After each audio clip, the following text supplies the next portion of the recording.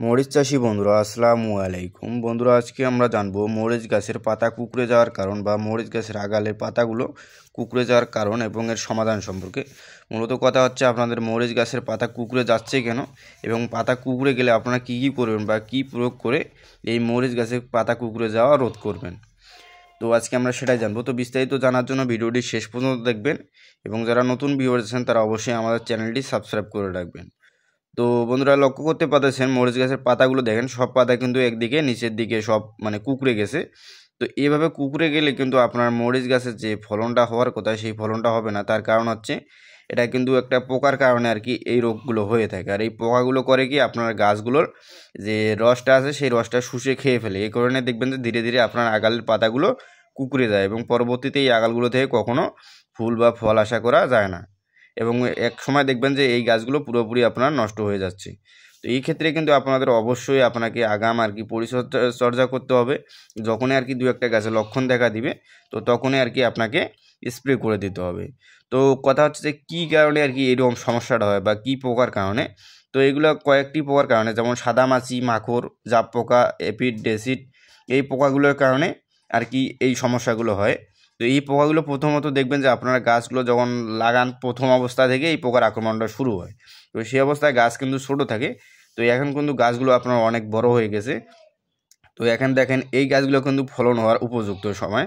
তো এই গাছগুলোতে যদি আপনার পোকাটা আক্রমণ করবে কি দেখবেন যে আপনার আগালের দিকে প্রথম অবস্থায় আক্রমণ করছে এবং ধীরে ধীরে সেই আগালের রসগুলো তারা শুষে খেয়ে ফেলে।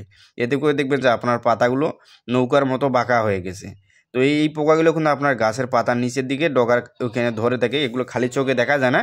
তো সেই কারণে আর কি আমরা বুঝতেও পারি না যে কী সমস্যাটা হয়েছে। যখন আমাদের আর কি লক্ষণটা পুরোপুরি আমাদের গাছে আমরা লক্ষ্য করতে পারি তখন আর কি আমরা বুঝতে পারি যে এই সমস্যাটা হয়েছে।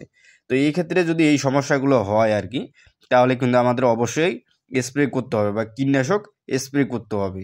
তো এর জন্য আমরা কি কি কীটনাশক প্রয়োগ করব বা কী কীটনাশক প্রয়োগ করে আমরা দমন করতে পারবো সেটা হচ্ছে কথা। তো এর জন্য আমরা যে ওষুধগুলো প্রয়োগ করব, তো এর জন্য আমরা সিনজেন্টা কোম্পানির একতারা প্রয়োগ করতে পারি প্রতি লিটার পানির জন্য 0.2 গ্রাম হারে। 0.2 গ্রাম হারে প্রতি লিটার পানির জন্য একতারা। তো এছাড়াও আমরা ইমিটাপ, এডমায়ার, টাপগর এই ওষুধগুলোও প্রয়োগ করতে পারি। তো ইমিটাপ, এডমায়ার এবং টাপগর এই ওষুধটার পরিমাণ হচ্ছে আপনার প্রতি লিটার পানির জন্য 0.5 মিলি হারে।